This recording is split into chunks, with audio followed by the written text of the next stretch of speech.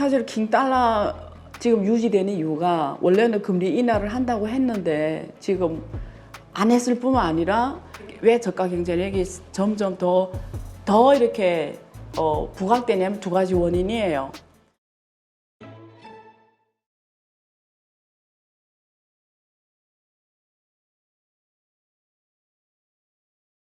이런 상황에서 그래도 어쨌든 지금 당장은 미국의 그 모든 생산 시설들이 구축이 되는 과정에서 GDP가 올라가고 경제가 좋아지는 현상들은 그래서 그것이 결국 킹달러, 달러, 강달러 현상을 불러일으키고 이러한 것들이 일으키고 있는 게 현상이긴 한데 이것이 또 가져올 킹달러, 이것이 가져올 그 부작용들은 결국 신흥국들이 받을 수밖에 없는 거 아니냐라는 또 시각도 있기는 하죠. 그거 혹시 보셨어요? 워린 버핏 주주총회. 아니요, 못 봤습니다. 워린 버핏 주주총회 재밌는데 유튜브 찾으면 나와요. 재밌는데 거기서 이 워린 버핏 그런 질문 받은 거예요. 어떤 질문 받았냐면 미국이 계속 그 적자 재정을 한다. 그래서 지금 거의 평균 90일에서 100일에 한 번씩 1조 달러씩 늘어난단 말이에요. 미국 부채가 지금 거의 뭐 34.5조 달러 되고 이제 뭐 연말이 되면 뭐 36조 되고 내년이면 이게 천문학적으로 계속 늘어가고 또 국회에서 또 이게 상한선 정했는데 이게 계속 어차피 법 봐줄 수밖에 없으니까 계속 올라가면서 그래서 언젠가는 미국 국채 아무도 안 사고 그러면 어떻게 되냐 이렇게 물어봐요 워린 버핏한테. 아무도 안 사는 날이 올 것 같다. 미국이 이렇게 신뢰를 잃어서 이런 질문 받으니까 워린 버핏 하는 말이가 그때면 그런 날이 올 것 같으냐 어떻게 생각하냐 그러니까 솔직하게 자기도 답을 모르겠다. 워린 버핏은 난 모르겠다 답을. 근데 코앞엔 이제 현재 코앞은 그런 일이 없다. 이유는 대체할 게 없기 때문이다. 달러를 대체할 게 없다. 그래서 지금 사실 킹달러 지금 유지되는 이유가 원래는 금리 인하를 한다고 했는데 지금 안 했을 뿐만 아니라 지금 뭐 가장 지금 확률이 좀 큰 게 대선이 끝나고 뭐 한 차례 인하 있거나 혹은 뭐 사람마다 보는 게 좀 다르겠지만 어쨌든 그런 정도로 지금 인하 가능성이 많이 줄어들었잖아요. 네. 근데 아니 지금 생각해봐요. 우리가 그냥 우리 보통 사람으로서 얘기 나눠보자고요. 지금 한국 어디 가서 예금하면 지금 5.5% 주는 데 있어요? 예금 이자율이? 없죠. 없잖아요. 근데 저거는 달러면서 단기채. 그러니까 워렌 버핏의 돈이 전부 거기 들어요. 채권에 있잖아요. 지금 현금으로 단기채권. 갖고 있잖아요. 5%씩 받으면서. 네, 그래서 또 질문 받았어 이번에. 현금을 지금 한 1,780억 달러인데 2분기 끝에 한 2천억 달러로 늘어나는데 그 왜 현금 그럼 많이 갖고 있냐 이러니까 투자할 곳이 없다. 지금 현금으로 갖고 있는 게 가장 좋다. 근데 그 사람은 그렇게 말을 했지만 지금 본질은 뭐냐면 아니 2천억 달러 5.5%라고 생각해봐요. 얼마가. 괜찮은 거죠. 예. 사실은 우리가 안정적으로 5.5% 벌어도 엄청 좋은 수익률이에요. 사실은. 근데 그 달러다 심지어. 그래서 자기는 주로 미국밖에 안 하겠다 지금 그런단 말이에요. 그러니까 지금 요거점에 우리가 모든 돈을 다 바꿔가지고 달러 사가지고 달러 예금만 해놔도 제일 좋게 10년, 20년 더 좋아요. 예금 기간이. 그럼 내가 그냥 매년 이게 또 복리로 올라가잖아요. 이게 복리로. 그러면 난 그냥 그것도 달러예요. 또 아무 걱정 없는 거지. 이게 사실 현실적으로 말이 안 맞아요. 이게 솔직히 그렇지. 안 맞거든요. 어쨌든 이게 인위적으로 만들어 나가고 있는 상황이니까. 네. 근데 그래서 미래를 보면 불투명하고 말이 안 맞다면 돌아갈 수가 없잖아 이 경제가. 근데 그렇다고 내가 다른 대안이 있어? 없지. 없는 거예요. 그럼 금이지 그냥. 근데 금은 이자가 안 나와요. 그러니까. 이자. 그게 제일 나쁜 게 이자가 안 나온다는 거. 근데 이런 상황에서 이제 미국이 금리 인하를 하기 시작했을 때 어떤 일이 생길 것이냐. 물론 증시와 관련해서도 오히려 그때가 이게 뭐 경기가 안 좋아서 하는 거기가 아니기 때문에 더 좋아질 수도 있다는 얘기도 있습니다만 신흥국들 이것으로 인해서 얻을 수 있는 그 충격은 어떤 게 있을까? 저 오래 가면은 한국, 일본 다 버티기 힘들어요. 수출에 의존한 나라들. 저 지금 불안해요. 왜냐면 한국 지난번에 KBS인가 거기서 삼성전자 잃어버린 10년 그 다큐멘터리 했거든요. 네. 10년 동안 성장이 없었다는 거 아니에요. 그리고 지금 올레드 같은 거는 이미 중국이 이제 하반기면 다 저는 초과해요. 삼성전자. 지금 시장 점유율이 계속 떨어지고 있거든요. 원래 독점이었어요, 올레드. 근데 지금 그것도 다 따라잡게 생겼고, 스마트폰은 성장이 이제 거의 멈췄고, 네. 애플이 지금 주가 안 올라간 다 이유가 있어요. 애플이 지금 지금 이번에 자사주 매 계획을 엄청 발표한 게 뭐냐면 투자할 데 없다라는 거고, 그렇지. 주가 조작으로 그냥 주주들한테 환원하겠다 말밖에 안 돼요. 그 배당을 늘리겠다는 거잖아요. 4% 정도. 그러니까 이게 투자할 데 없다라는 거거든요. 그치, 성장주가 돈을 배당으로 주는 거는 성장을 포기한 거죠. 그렇죠. 막 웃기는 거거든요, 이게. 그래서 그럼 삼성전자는 뭘 먹고 살지? 앞으로 미래? 이런 게 다 지금 그런 거잖아요. 그래서 그러면 한국 어차피 수출해서 돈을 벌어야 되는 나라예요, 이 나라는. 이거 운명이에요. 그러면 수출해서 많이 돈 버는 가능성 점점 줄어들면 원화를 어떻게 지키냐 이거지. 사실 지금의 환율을 어떻게 지켜요? 지금의 강달러 상황이 수출 기업들에게는 좋은 상황일 수도 있죠. 돈을 더 환차익이 커지니까. 아니, 그러니까 단기는 그렇죠. 그리고 저 달러는 지금 킹 달러가 유지되면서 이제는 다 달러로 갈 수밖에 없죠. 단기는. 나도 지금 유튜브 주를 달러로 받아요, 원화로 받아요? 달러로 받죠. 처음부터 그랬어요? 예. 원래 그랬어요. 정말 잘 생각했네. 나는 원화로 받았는데 지금 달러로 고쳤어요. 나 달러로 하려고. 앞으로 원화로 이제는 안 쓰려고. 무슨 말이냐면 이거는 쓸 수가 없어요, 이 불안을. 그러니까 무슨 말이냐면 한국 지금 엄청 이게 오래 가게 되면 일단 한국 은행들이 문제가 생겨버려요. 왜? 부동산 대출 때문에. 유동성이 떨어지잖아요. 그러면 금리 때문에. 예, 금리도 낮고 그리고 유동성이 떨어지고 지난번에 어젠가 그저께 내 뉴스 봤는데 새말군거 벌써 하나 뭐 그거 뭐 어제도 이렇게 작살이 날 수밖에 없어요. 그리고 이게 오래 가면 더 힘들어져요. 그러니까 일본도 지금 웃기는 게 환율이 계속 떨어지고 좀 굴욕적으로 떨어지고 있잖아요. 일본도. 그렇죠. 그러니까 지금 아시아 나라도 베트남도 그렇고 지금 이게 킹달러가 계속 가면은 근데 이게 미국이 원하는 그림이니까 어차피 그러니까 봐야죠. 근데 이제 금리 인하를 하게 됐을 때 네. 예를 들어서 2번이 됐든 그러면 이제 오히려 그게 이렇게 이 실무국들에게 숨통이 돌리는 그런 기회가 되는 건가? 아니면 오히려 그때가 또 어떤 위기의 순간이 될 수도 있는 건가? 일단 금리를 인하하면 이게 신흥국과 미국과의 금리 격차는 줄어드니까 시그널상으로 봤을 때는 숨통이 좀 트이는 거죠. 근데 금리 인하가 어느 정도 되냐에 따라도 다르겠는데 결과적으로는 본질적으로는 기업의 수출이 잘 돼야 되는 거죠. 그러니까 한국은 달러 금리 인상, 금리 인하 환율이 좀 절상이 되면 또 수출이 또 어려워지는 거 있잖아요. 만약에 달러가 약세고 원화가 강세면 또 수출이 상대적으로 한국 물건이 비싸진다라는 거 아니에요.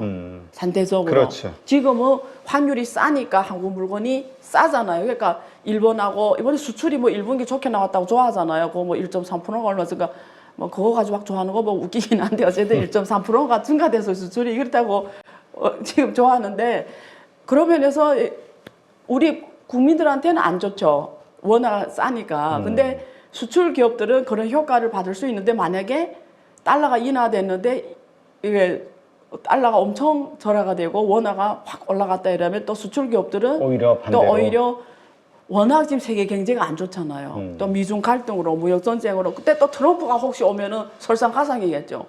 트럼프가 세금을 막 60% 때려버리면 설상가상. 그렇지. 지금 근데 네. 그 뭐 한국도 그렇습니다만 일본도 그렇고 그 이 강달러에 대한 환율 방어 때문에 외환 보유고를 많이 썼다라는 이야기들이 있었단 말이에요. 네. 근데 우리가 가장 먼저 떠오르는 건 중국인데 중국도 환율 방어 때문에 상당한 돈을 썼다는 뉴스들이 나오긴 하던데요. 한 200억? 뭐 얼마, 주로 홍콩이에요, 홍콩. 홍콩 때문에? 중국 국내는 걱정 안 해도 돼요. 왜? 자방목을 막아놨는데 뭐 걱정해요. 못 들어오고 못 나갔는데. 예.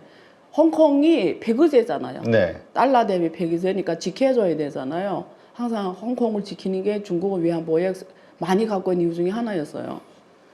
그래서 계속 이렇게 가면 위험하죠. 어렵죠. 그러니까 뭐 4월 통계 보니까 예. 중국의 외환 보유액이 3조 2,008억 달러로 예. 한 448억 불 줄었다. 한 400억 돌았구나. 예, 448억. 맞아요.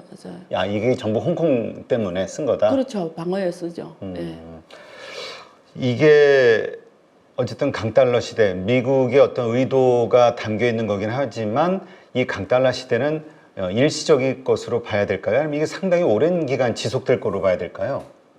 그 미국 경제가 솔직히 안 좋아요. 솔직히 말하면 어마어마하게 안 좋아요. 지금은 상당히 우리가 좋다고 보고 있는데 그게 다 헛소리예요. 그래서 그 시설들 만드느라 예, 그것 때문에 FDI 때문에 그렇잖아요. 그러니까 미국에서 저런 정책 취하면 전 세계 대기업들이 들어갔고 아무 들어가면 땅 파고 뭐 공장 짓고 막 뭐 원자재 갖고 오고 좋아 보이죠.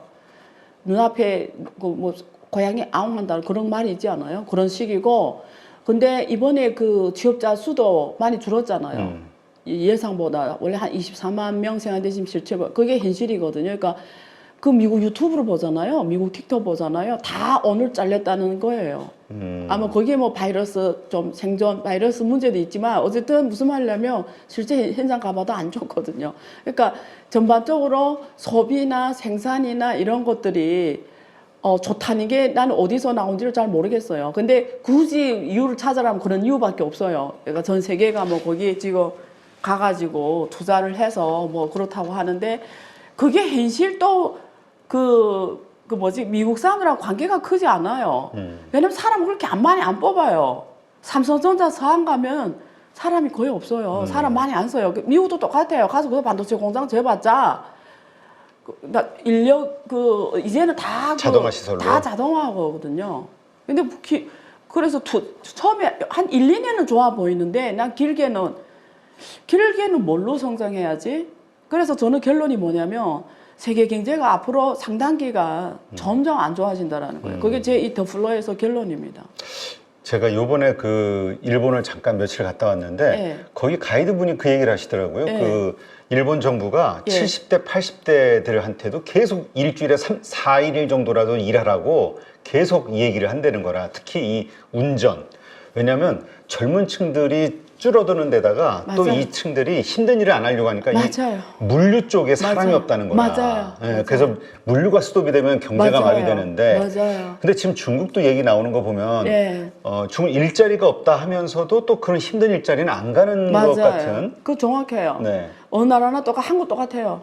그래서 요즘에 제 아는 분은 그 운송 물류업을 우정 물류 이쪽 하시는데 그분이 지금 대안 중에 하나가 한국의 은퇴자 분들을 물류 인력으로 쓰는 일이에요. 그러니까 재취업이 되는 거잖아요. 그래서 일본하고 같은 양상인데 되게 효율적이죠.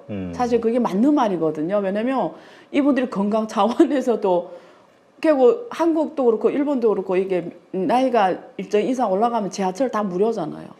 그래서 그 무료로 어떤 예전에는 분들 일부러 아침에 지하철 타서 지하철 안에서 왔다 갔다 하는 사람들이 있다잖아요. 그래 아무 일 없이. 왜냐면 집에 있는 것보다 그렇게 왔다 갔다 하는 게 건강에 도움되니까. 그러면 이런 분들이 그냥 피곤하지 않게 물류 비용이 안 들잖아. 지하철 다 무료잖아요. 그러면 한 사람 한 낚시 물건 갖다 줘도 왜냐면 어마어마하게 로인들이 많잖아요 지금. 그래서 그분들이 싸게 그리고 건강에도 좋고 그리고 물류 비용도 다운시키고 되게 좋죠. 사실은 서로 경제적으로도 생산 활동하는 거잖아요. 그렇죠. 네. 중국 그 청년층 실업률 사실 1% 경제 1% 중국 GDP 요거에 따라서 300만, 400만 일자리가 왔다 갔다 한다고 제가 전에 말씀드린 것 같은데 150 지금은 한 200만 좀 넘을 거예요. 예, 예. 어떻습니까? 중국의 실업률, 청년 실업률의 문제. 지금 공식 통계는 뭐 한 24.5%라고 하는데 사실 실제 실감하는 거는 돈 없다고 해요.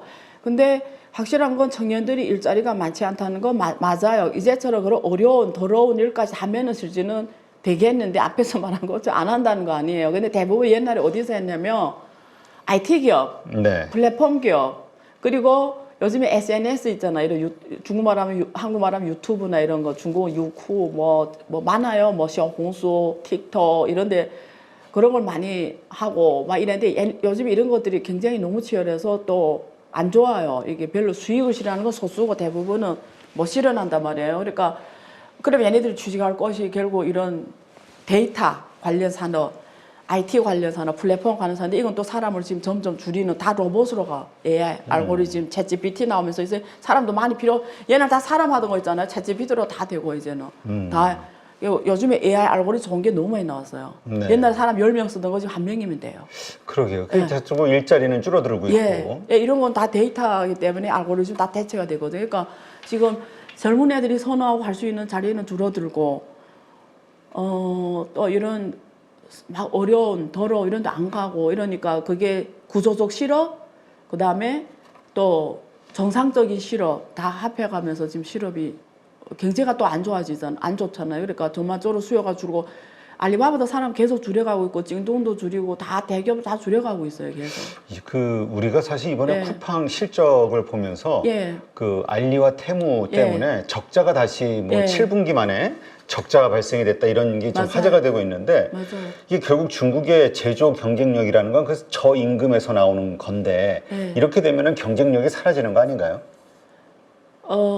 사실은 놀라운 걸 말씀드릴게요. 테무 있잖아요. 테무가 한국 시장하고 일본 시장을, 그러니까 중국은 세계 시장을 나눌 때 어떻게 나누냐면 세계 시장 나눌 때 유럽, 북미, 그리고 한국 시장 이렇게 안 말해요. 일본하고 한국 하나 시장으로 봐요. 아, 그래서 테무는 일본, 한국을 딱 4명이 해요. 놀라운 그래요? 일이죠. 예, 딱 4명이 해요. 그게 무슨 말이에요? 4명이 한다는 그 게? 정도로 사람 필요 없다라는 거예요. 그 이쪽 시장을 담당하는 그 사람이 딱 4명밖에 없어요. 오피스 스텝이 예, 딱 4명밖에 없어요. 다 AI로 해요. 아, 다 그래요? 데이터로 해요. MD도 다 로봇이에요. 물건을 이렇게 맞춰주고. 그럼 우리 저 소규모 소상공인인데 예. 임수열 대표가 뭘 샀잖아요. 그러면 한번 예약을 했잖아요. 소비자 행위. 그러면 거기서 바로 추적이 들어가요. 데이터가. 그게 다 알고리즘이에요. 그냥 맞는 제품 모든 거 편성해 주잖아요. 그 MD라고 하죠. 다 로봇이에요. 그래서 중국이 옛날에 노동이 저가돼서 제조업이 경쟁력이 있다라는 건 노동 밀집형 산업들이었고 이제는 그거는 2008년 이후로 옛날이 돼버렸고 중국이 지금 제일 빨리 가는 게 왜 저가 경쟁력이 점점 더 중국이 더 이렇게 부각되냐면 2가지 원인이에요. 하나는 중국이 AI하고 데이터 산업이 세계에서 가장 빨리 가고 있어요. 제일 앞에서 가요. 그 다음에 이게 방대한 시장이 있어요. 근데 제조업 생태계를 완벽하게 구축해놨어요. 그러니까 나 아이디어만 있으면 되는 거예요. 아이디어만 있으면 그냥 아주 빠른 시간에 원하는 물건을 마음대로 만들어낼 수 있어요. 짧은 시간에. 뭐 일주일 만에 끝내요. 이건 전 세계 어느 나라도 못 해내요. 그러니까 짧은 시간에 해냈다는 건 뭐예요? 모든 걸 비용을 줄였다는 거예요. 한 달 만들어내는 거랑 일주일에 만들어내는 게 비용이 같아요. 네. 한 달이면 월급을 통째로 줘야 돼. 일주일 비용만 주면 돼서. 그러니까 그렇지. 그런 식인 거예요. 그러니까 이거 뭐 이기는 거죠. 그리고 쿠팡 같은 경우에는 시대적 흐름에 대책을 좀 거기 담당자가 읽어야 되는데 시대적 흐름에 맞는 비즈니스 모델가 아니에요. 시대적 흐름은 뭐냐면 물건에서 돈 버는 개념이 아니에요. 이 쿠팡은 물건에서 돈 벌잖아요. 네. 양쪽에서 생산자와 소비자의 이익을 자기가 가져가는 구조거든요. 근데 테무는 그게 아니에요. 그걸로 돈 벌지 않죠. 그래요? 예, 데이터로 버는 구조예요. 이익을 최대한 소비자하고 생산자한테 그러니까 싸게 공급을 하는 예, 방식. 굳이 조금 더 이익을 가져오는 데는 생산자 쪽을 가져오고 소비자는 최대한 싸게 준다. 싸게 주는 거죠. 거의 뭐 원값 비슷하게 주는 거고.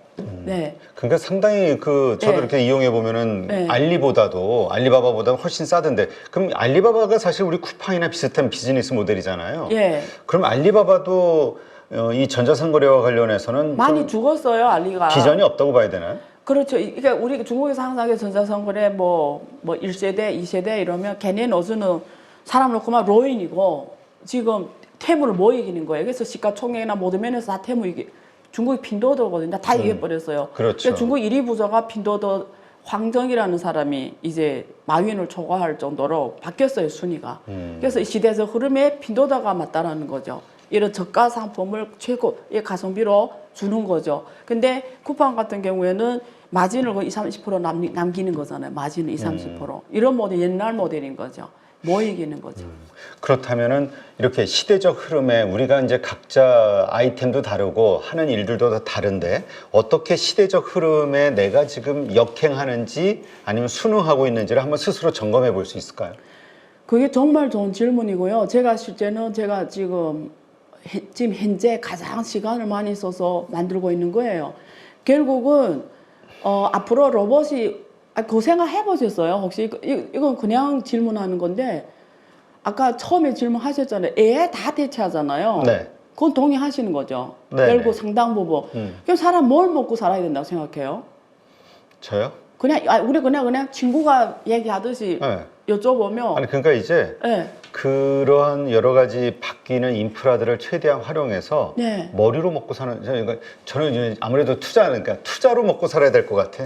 머리로 먹고 사는 네. 것밖에 안 남겠죠. 네. 머리로 먹고 사는 것도 상당 부분 AI가 다 대체하니까 그렇지. 어떤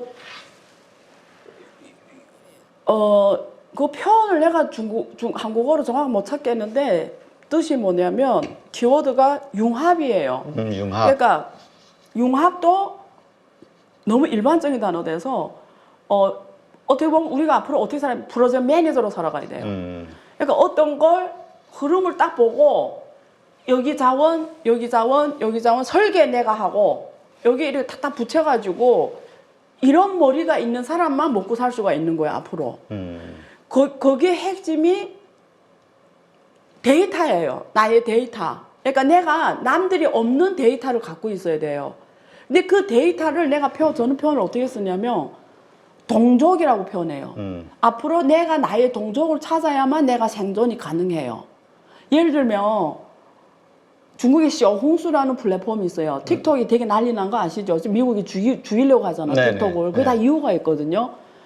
그 틱톡이라는 게 이렇게 주로 쇼츠폼으로 승부하는 플랫폼인데 그 미국 여자애가 거기서 틱톡 해가지고 구독자가 3천만 명이 넘는데 걔가 매출이 236억이 아니에요. 와. 혼자 걸어다니는 중소기업이죠. 여자애. 예. 그게 무슨 말이냐면 얘가 얘는 그냥 만약에 틱톡이라는 게 없고 이런 플랫폼이 없어 얘는 그냥 평범한 애예요. 어디 가서 236억 매출을 만들어요. 얘가 어디 가서 얘가 공장 가서 출근해 만들어요. 뭐 기업을 창업해서 하루 아침에 그렇게 어떻게 만들어요? 말이 안 되잖아요. 근데 얘가 거기서 자기 컨셉으로 자기 생각으로 만들어낸 것들이 그걸 좋아하는 사람들 3천만 명 모아놨다는 거 아니에요. 그 3천만 명이 이 사람이 동족인 거예요. 얘 컨셉으로, 생각으로 만든 작품인데 그걸 좋아해 준 사람 3천만 명 있다는 거는 이 사람이 동족이 3천만 명을 데려왔다라는 거 아니에요. 그게 지금 236억이라는 가치를 만들어낸 거 아니에요. 결국 이런 거예요. 그래서 어떤 컨셉을 만들어내는 거, 어떤 설계를 하는 거, 어떤 새로운 아이디어를 부여하는 거, 어떤 새로운 스토리를 만들어내는 거, 이게 경쟁력이라는 거예요, 앞으로는.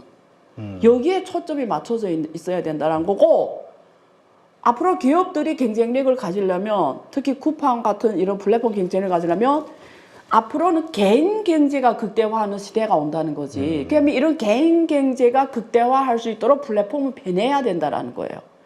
플랫폼의 기능이 이런 개인 경제가 극대화, 개인들이 자기 동족을 찾아갈 수 있도록 최대한 플랫폼 생태계를 주는 애들만 미래가 남는다라는 거죠.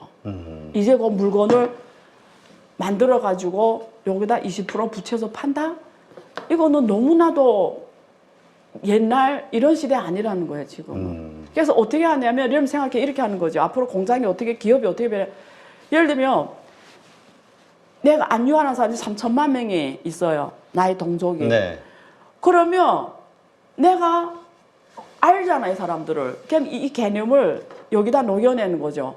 여기 예를 들면 내가 이런 펜 하나 설계해요. 그럼 나의 컨셉을 여기다 싣는 거죠. 그 다음에 내 공장에 주는 거죠. 공장은 이 컨셉에 따라 생산해서 나한테 주면 되는 거예요, 그냥. 그러니까 개념이 변해버린 거예요. 변해버린 거죠. 우리가 그래서 그 중에 제가 말하는 게 카바는 다 안 되지만 한국에서 C2M이라는 개념을 써요. C2M, C라는 게 커스터머이거든요. M이라는 게 매니팩처링, 제조거든요. 그러니까 소비자에서 제조로 간다는 얘기인데 옛날에는 제조하고 마지에 붙여서 파는 개념이었다면 이제는 소비자에서 그게 온다는 거죠. 컨셉이 스토리가 오고 그 다음에 공장은 그러니까 중간이 없어지는 거예요. 중간이 없어지는 거죠. 그런 개념으로 세상이 이제 왔고 앞으로 거기에 플러스 더해서 데이터가 업혀지면서 거기에서 새로운 스토리를 만들어낼 수 있고 설계자로서 기능을 할 수 있는 사람만 생존하고 그래서 제가 마이 데이터, 메타 데이터 어쨌든 그런 개념을 쓰는데 나의 동족 데이터로 가진 사람만 생존하고 그게 제가 지금 설계하는 제 비즈니스 구조예요. 예. 알겠습니다. 요거는 좀 예. 화두가 깊숙해가지고 예, 한번 맞아요. 나중에 좀 심층 토론이 예. 좀 필요할 것 같아요. 네, 네. 요 한번 다음에 예. 또 한번 이야기 나누도록 하시죠. 예. 어쨌건 어제 살듯이 오늘도 살고 오늘 살듯이 내일도 산다면 네. 이게 더 이상 미래가 없다. 네. 예. 뭔가 지금 변해야 또 내일 기대를 할 수 있는 건데 이게 참 네. 쉽지가 않아서 그럼에도 이제 생존의 문제니까 네, 노력을 해야 될 것 같습니다. 고민을 하고. 네, 이제까지 안유아 교수님과 함께 했고요. 좋은 인사이트 고맙습니다. 네, 감사합니다.